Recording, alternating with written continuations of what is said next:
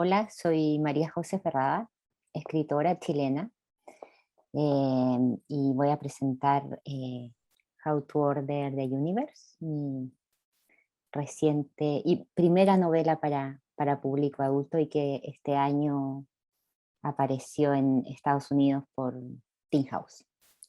So I'm Claire Fuller, the author of Unsettled Ground. Here's a lovely copy of it.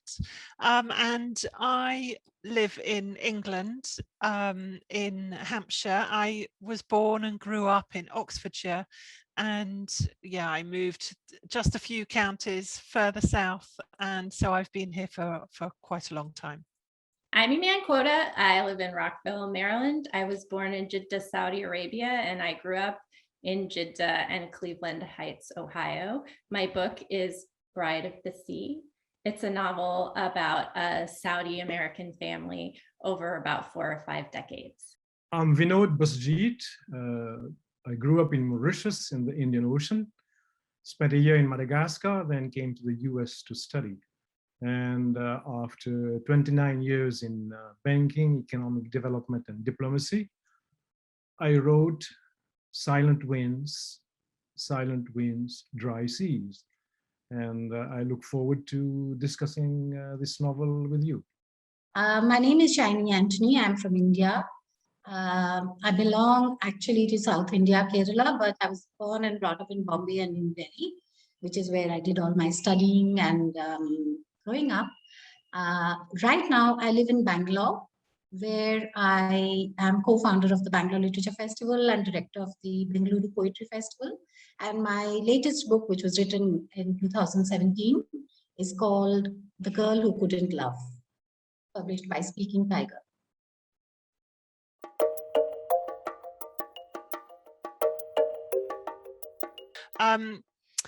So my writing influences, I guess, are people like Shirley Jackson, who I absolutely love her writing, love her stories, the kind of darkness in them. People always ask me, oh, what's your favorite novel? And the one I have come up with for years is We Have Always Lived in the Castle by Shirley Jackson. It's kind of the perfect novel for me. One of my favorite authors is Michael Ondaatje. I remember when I was a teenager, it was kind of hard to get books in Saudi Arabia. We didn't really have a lot of bookstores. We didn't have a lot of libraries. And so my mom used to bring books back for me, but also she had friends who were Americans and Brits living in Saudi. And one of her friends gave me a bag of books that she didn't want anymore. And I remember pulling Michael Ondaatje's Running in the Family out of it. It's a memoir about his family in Sri Lanka. And he goes back to Sri Lanka from Canada and weaves in all these stories about his family, his parents. There's family photos in the book. And poetry as well. And I think it was a revelation for me in terms of the way he wrote about his family, the sort of international, scope of the book and his experience. And that stayed with me all these years. Principalmente escritora de libros para niños. Entonces, mucha de mi influencia y mucho de mi interés tiene que ver con la literatura para niños y con los niños, que creo que la simpleza de la literatura infantil en la ejecución, la necesidad de simpleza, de exactitud, de no perder a ese pequeño lector, creo que también me sirvió para hacer esta novela, y yo tengo 2 novelas, para hacer esta y la...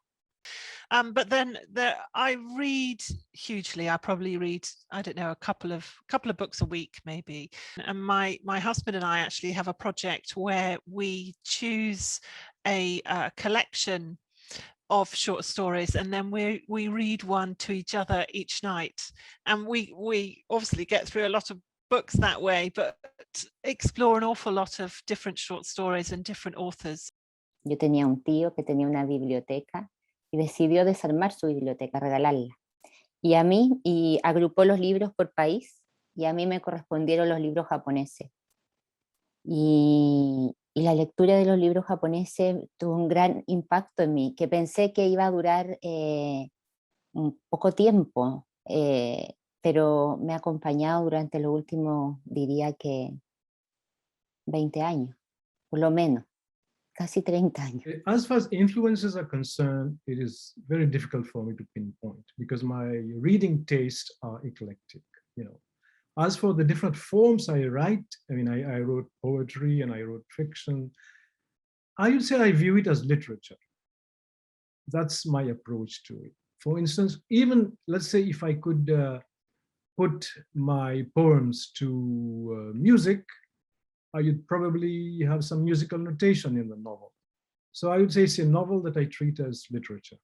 I have no musical training whatsoever. That is why you don't see musical notation in my novel. You see? I like editing. I like rewriting. Writing, not so much. I write only when a word or a fully formed sentence chases me around the house, haunts me, beats like a heart inside my head. Even then, I try not to make eye contact.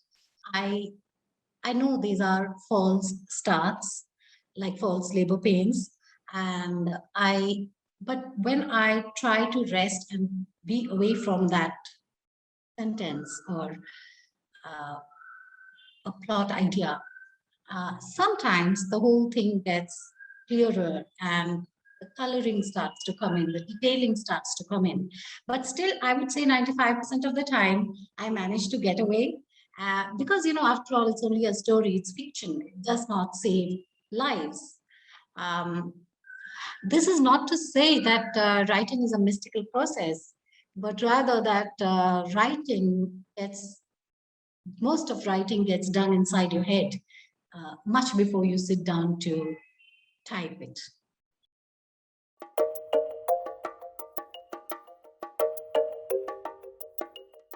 I come from a country where, I would say there is no, at that time, in the 60s, I don't recall anyone whom I knew who wanted to be a writer. None of my teachers mention it. And the leading writer in Mauritius at that time was a guy called Malcolm de Chazal, who wrote in French. And he was regarded as a madman. I was considered good at languages while growing up in school, winning, essay writing contests, poetry contests, writing for the school magazine, of the college magazine. I remember writing something and coming to my mother and showing it, and the look of despair on her face, because she probably thought, what's the point of this? This is not a practical skill. I remember wanting to become a writer starting in first grade. Like, I was a real reader at the time throughout my life. And I just really remember thinking that I wanted to do what my favorite authors did. So transport people somewhere, make them think about things differently, introduce them to new worlds and characters. And I remember saying in my first grade class to my teacher, she asked us one day what we wanted to be when we grew up. And I said that I wanted to be an author. And, she told people, well, first graders want to be firemen and police officers. And she said, most of you aren't going to be the things that you want to be when you grow up. So that gives you the idea of the approach in Mauritius to writers. Now it has changed. Now I would say Mauritius is very clearly in the Francophone literary map. Mauritian writers who write in French have made their mark. I didn't become a writer, I guess, a creative writer, until I was 40, so 14 years ago. I never really intended to be a writer. I've always been a reader. My first degree was as a sculptor. and I studied, I went to art school and studied sculpture, but I was doing some public art projects. And as part of that, I discovered in my local library a short story slam, which was an event that anyone could sign up for and write a short story, and then they had to read it out to the audience. So without having written at all, I signed up to do that. It was absolutely terrifying. And I did that for a couple of years, I guess kind of honing my writing skills. Yo estudié periodismo en la universidad y creo que teníamos posibilidad de elegir, entonces yo tomé los ramos que tenían que ver, las asignaturas que tenían que ver con periodismo escrito. Entonces creo que eso fue una primera educación. También fui a talleres de escritura, principalmente de poesía. Aquí hay un taller que da la Fundación Neruda, fui a ese taller.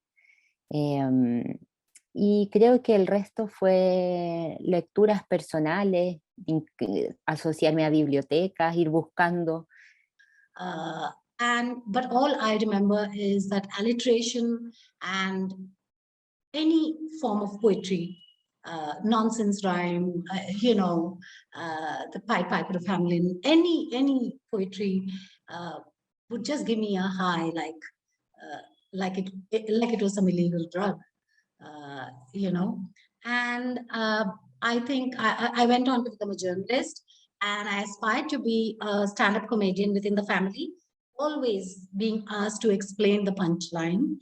And eventually, I think I came to this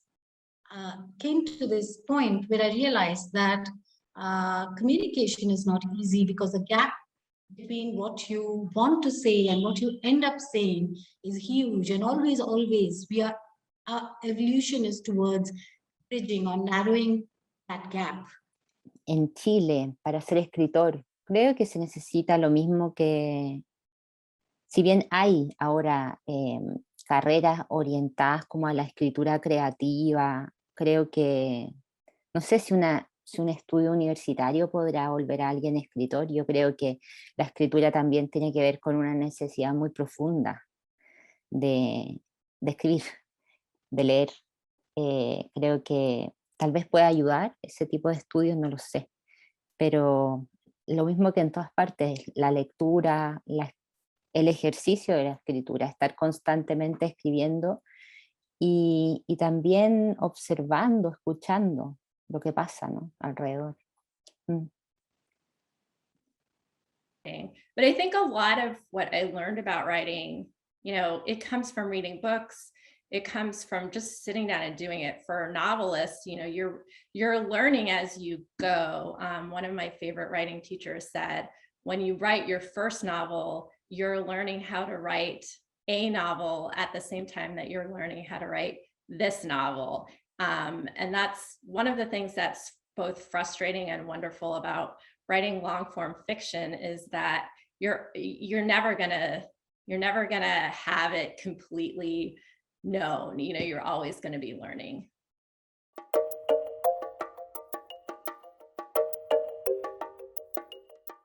So I try not to do this placing thing, because I just find it very limiting. And I feel anybody from anywhere in the world should be able to access the story without the placement getting in the way.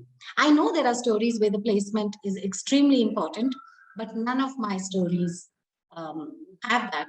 And for my book, The Girl Who Couldn't Love, the editor was very insistent that I have a place, because it's a coastal city, and she suggested Mangalore, which is close to Uti, another place mentioned randomly in the book. And I went with it, but there was a reviewer who pointed out, and quite rightly so, that she liked everything about the book, except that I had not got the geography right, the location right, and she said it didn't really feel like Mangalore. And I was like, that's right. When I set out to write Bride of the Sea, it took a number of different iterations, but one of the things that never changed was that this was going to be a book about both Saudi Arabia and America. And, that's my experience, is living in both of those places, especially when I was younger. And so it was important to evoke the places. I think, a lot of folks who have read my book or read about my book have focused on the Saudi setting as one that people often have misconceptions about. But I also think that like Cleveland and the Midwest are not always understood and are only kind of represented in literature in certain ways. So it was just as important to show the places that I grew up around Cleveland and in Ohio as it was to show Saudi Arabia as a sort of a living, breathing, real place. And I think for me, one of the ways, details are important to showing place. But something that I think that is also really important is people. Like places are their people, and kind of creating characters who feel true to the place is an important part of writing fiction, and especially a novel or story where place is important. It's important to show people truthfully and to show them going through their lives, going through a day, sitting down to a meal, like all of those things are part of drawing out the place as much as the smells and sights of the place. So I am really interested in writing about nature, especially in fiction, and how that works. And it does really inform my writing and a sense of place. And usually the sense of place is in the countryside, in the English countryside, mostly in most of my novels, although there's a little bit of Germany, I suppose, in there too. And it really is the place that starts a novel off for me, or a person in a particular place, and usually that is in the countryside. So with it, in Unsettled Ground, it was a caravan, or I think in the US it's called a camper trailer, that I discovered in the woods, a dilapidated place and vandalized, very smelly, not a place that anyone would really choose to live. And that was the inspiration, and that place became central to the novel. And I really thought about who might live there and what their life was like and how they managed. And so the main character, Shinie, came about. And Shinie, as I think I said at the beginning, lives in rural isolation and poverty, really, with her family. And so then I became very interested in rural poverty as opposed to urban poverty, which is certainly in England what we hear much more about, the homelessness and the deprivations in the cities. I would say setting is a character in my novel. I treat Mauritius as a character, and it's a coming of age novel, not only of the narrator Vishnu Bhushan, but it's a coming of age novel of the country Mauritius. So as you read the novel, you get an idea of how Mauritius evolves socially and politically. So it traces in a way the country's road to independence. And I must say it also addresses an episode in Mauritian history, which has generally been avoided, I would say, in Mauritian literature, namely the sort of ethnic riots that took place as Mauritius moved towards independence. Para responder a esta pregunta voy a hablar concretamente de How to Order the Universe, porque esa novela transcurre en el tiempo de la dictadura chilena y marca mucho eso, el comportamiento de los personajes. Creo que tiene que ver, es una novela bien biográfica. Se trata de una niña y su padre, que es vendedor viajero, y van juntos recorriendo los pueblos cercanos a la ciudad donde viven, vendiendo productos de ferretería. Mi padre era vendedor viajero y yo muchas veces lo acompañaba a vender. Entonces, una novela que cuenta un poco el mundo, habla un poco del mundo de los vendedores viajeros, de la desaparición de ese mundo, pero también de otro tipo de desapariciones que rondan la novela, están en el aire, pero no se nombran.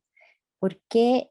Porque creo que ese tiempo también fue un tiempo en que muchas cosas no se, había miedo de nombrarlas, en familias como la mía, que eran una familia muy normal, ¿no? Muy, que no tenía grandes compromisos políticos, ni una familia donde no era muy heroica.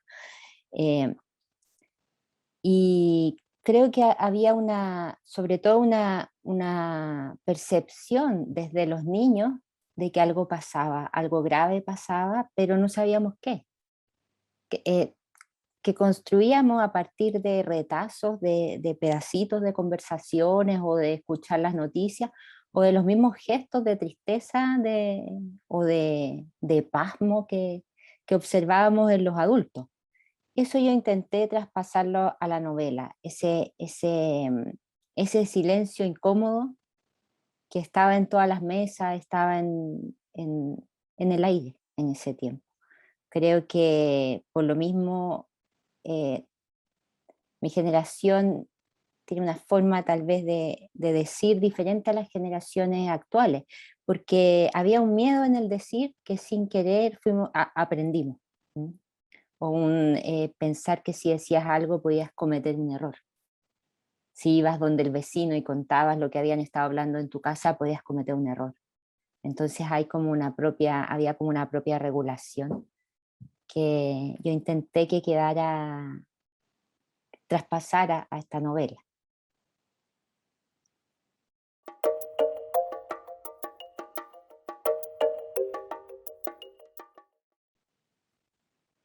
Más que cosas tabú, porque cuando tú eres niño no entiendes bien el concepto de tabú, pero sí creo que tiene que ver con que sientes en el aire cierta tristeza en los adultos, cierta cosa pesada y cierta como mecanismo de la vida que no funciona, que está roto. Entonces creo que lo que yo intenté traspasar a esta novela fue ese intento de comprensión que hay de parte de la niña protagonista, pero que también hay de parte de cualquier niño que intenta comprender el funcionamiento del mundo adulto, sobre todo en momentos de caos, ¿cierto? En que ni siquiera los adultos son capaces de explicar cómo han llegado a esa situación, ni siquiera son capaces los adultos de comprender qué es lo que está pasando, pero el niño con sus herramientas intenta descifrar de todas maneras. Entonces crea unas explicaciones que parecen ingenuas, pero que a veces alcanzan una mayor profundidad de la que alcanza la misma explicación adulta. A mí me gustan mucho los narradores niños, porque creo que son capaces de capturar la incongruencias, las contradicciones y los absurdos del mundo adulto muy bien. Son un espejo muy claro en el que mirarse. One of the things that I learned while I was researching this book, Bride of the Sea deals with a family abduction. And I think one of the big misconceptions about family abduction is that if a child is with a family member, a parent or another relative who abducts them, that they're safe. But that's not completely true. That's often not the case. Family abduction can be very traumatic for children, and terrible for the people around them who've lost them. I read narratives of people who were adults who had been abducted by family members as children, and many of them, didn't even realize until they were adults that they had been abducted. And so they were dealing with learning this really hard truth and realizing that a person who they trusted unconditionally had done this awful thing to them. So that was a topic that I wanted to try to deal with in a nuanced and truthful way that would show sort of what children who are abducted experience. I am looking forward to the reaction in Mauritius to the way I treat religion and sex. I am not a believer. I am openly, I've been an atheist since from my teenage years. And though my parents were, I would say, devout, religious, they accepted that. In fact, they were very tolerant as far as religion was concerned. If you're religious, fine. If you're not, well, that's okay. But generally, Mauritians are religious, and the way I deal with the religion is something maybe, I don't know whether it's taboo. However, as I mentioned earlier, the novel The Rape of Sita was banned in Mauritius because it kind of, it had this character named Sita, who in the Hindu sort of religion embodies the chaste Indian woman. You don't rape Sita. So that created a kind of scandal in certain quarters. So that's the taboo religion. Sex, the Franco-Moroccan novelist Leila Slimani, she has written about sort of sexual deprivation in Morocco and how it kind of stultifies the individual. I deal with that topic also in my novel. So that's another taboo when it comes to Mauritius. Yeah. I think the most interesting taboo is aging itself for women more than men. They are supposed to stay young till they die, in fiction, in bedrooms, in looks, in the way they laugh. It's tiring, it's tedious, and what really fascinates me and has always fascinated me is under the bland exterior of all these women who are doing what they're supposed to be doing, saying what they're supposed to be saying, looking like what they're supposed to look like. What's happening? What the hell is happening underneath that bland exterior?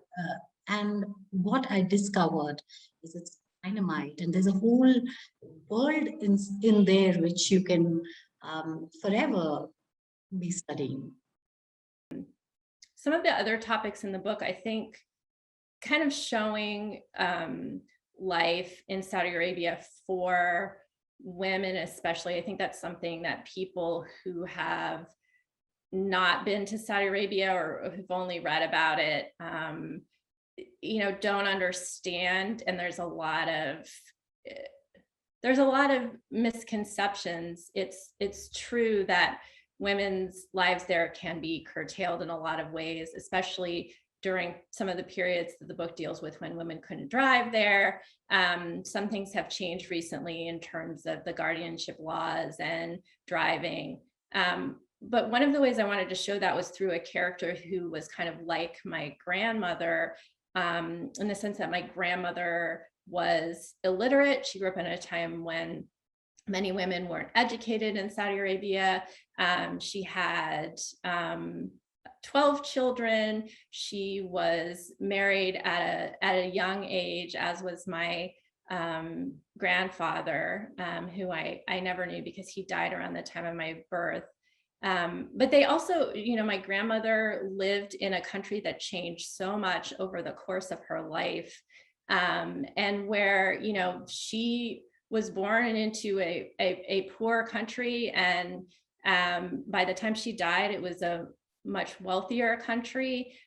So many things had changed there. And I loved creating a character. The character, one of the main characters, his mother is, you know, very loosely, she's not my grandmother, but she's very loosely based on my grandmother. She's a woman of my grandmother's generation. And I kind of wanted to show how she experienced the world. There's a scene where, you know, she wants to call someone, but she's illiterate. So she has to get someone else to open up the address book and make the, you know, and tell her what the number is. Those sorts of little details.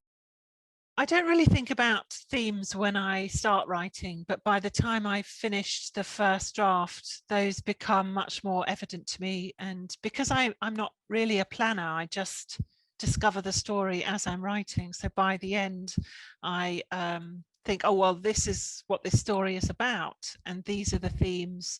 And there were some things that aren't really written about, social taboos and just kind of difficult issues that aren't really expressed, or I certainly didn't find them expressed in the literature that I've been reading. So I kind of touched on the rural poverty, but then I think there's also illiteracy. So Shinie, the main character, can barely read or write, and that does really affect everything for her as she kind of moves through her life, moves through society. And it's something that she is very ashamed about, and something that her neighbors know but don't discuss with her because it's an embarrassing situation for her. And she comes up with all sorts of solutions for how to get around that so that other people don't know that that's what she's doing. And so for me as the author, who reading and writing is so central to what I do, that it was also a real eye-opener for me to have a character who has to move through the novel, if you like, without being able to read or write. And I discovered things about that as I was writing.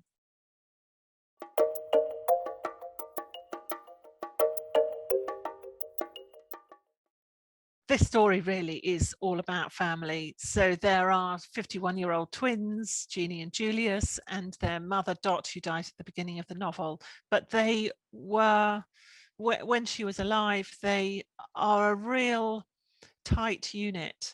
They barely let anyone else in from the outside world, and they are very insular and inward looking. They are musicians, but they only play at home, all three of them together. And that kind of environment that just gets blown apart when Dot dies was really important to me to show that change. And so the novel, I kind of almost see it like a coming of age novel, except that these adult children are 51 years old. And they are twins, and that was also really important, that for 51 years they have been really close with each other and completely understood each other and known what each other was thinking and almost finished each other's sentences. And then suddenly that is all changed, and Shinie has to understand that Julius has the potential for another kind of life and maybe would like that. So family ties and family dynamics and run throughout the novel completely. And my own family situation is I live at home with my husband, who is a librarian, and he is currently working from home due to the pandemic. And my children have only recently left home, but so my son left last October-ish, something like that. So he was here while I was writing this novel, and he is a musician. He's a folk guitarist himself, and so my own family really influenced this novel because he was here playing his guitar for as many hours as he possibly could in the house, and it kind of seeped into my very writing. So my own family, I guess, have played a role in this novel too. It takes all kinds to make a family. Now, I have to, for the sake of our American readers, I have to explain what the term family means in Mauritius. You see, family in Mauritius goes beyond your father and your mother and your siblings. Like cousins, I mean, cousins are, God knows how many cousins. Bride of the Sea was inspired in some ways by my large Saudi family. My dad is one of 12. And so I grew up in Jeddah with so many uncles and aunts and cousins around me. And anybody who's from a big family, no matter what your culture is, knows that a family can be sort of a country into itself. And there's bickers and squabbles and, you know, people having secrets from each other, and people hold different roles in the family. So for me, that was something that could kind of enrich the book, to sort of bring some of, fictionalize some of my experiences with my family and kind of show a family, and how, you know, in the book, there's this terrible event and showing the repercussions through the family. Having a big family to play with gave me many ways where I could show how, you know, the secrets burrowed their way into family life and affected everything. Yeah, the novel is about family and, you know, sort of how family, you know, holds everyone together. Family protects, family nurtures. Family may also, you know, repress. That happens as well. You have authoritarian parents, you have tolerant parents. And I would say in my novel, you have a whole range of, you know, people with, you know, different attitudes to upbringing. You know, that old saying, every happy family, all happy families are alike. Every dysfunctional family is dysfunctional in its own way. So this is the story of a family that got a little too dysfunctional along the way. And everybody in that family had to do what they had to do to just survive. And it's a matter of survival. And I feel within a family, if you have to die for the family, then perhaps you would prefer to kill rather than die yourself. And that's kind of the whole basis on which I have put my book. It's a story of survival. You're a woman, you're placed within a context, you are in that family, you cannot leave that family. How do you still live the way you want to live? And all of us do that. We have our techniques. If we are hampered or hindered by circumstances, we try to find that happy place, which is not happy as in ecstatic, but happy as in I can take this, I can still live. And sometimes enjoying life is just to stay alive.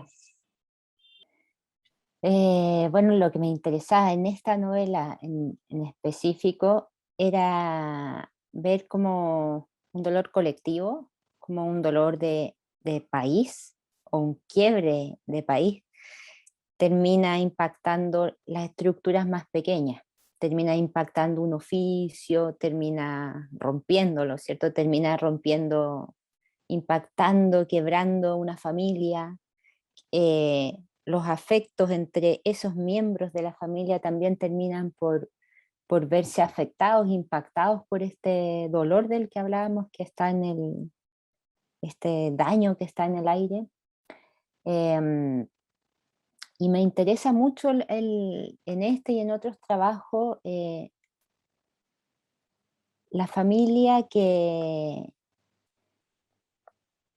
no es lo que uno espera de una familia. Se espera que el papá y la mamá quieran que el niño vaya al colegio, ¿cierto? Aprenda, pero ¿qué pasa cuando eso no es lo que pasa? Me interesa la fragilidad de los adultos en la construcción de la familia.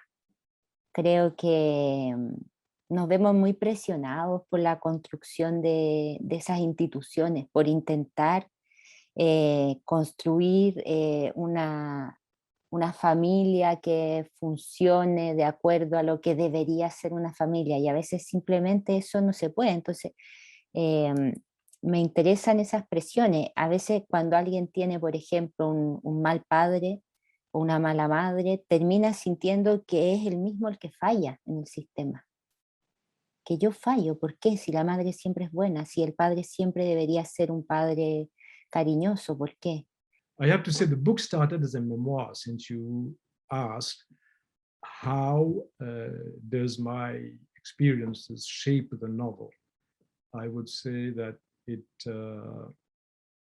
started as a novel. It was not a novel in the beginning, but as I kept writing, I realized that fiction enables you to do a lot of things. One of the things that I've loved about the reception Bride of the Sea has gotten from readers is hearing from readers who haven't seen this kind of family or culture or the way Islam was represented in the book before. People for whom it felt really personal, even if they're not Saudis, but if they come from other cultures that have a lot of similarities to Saudi culture. One reader said that she really loved the way the book talked about shisha and family, and I really loved that comment. That there were just details in the book that certain people connected with, and I'm really excited that the book has had that effect.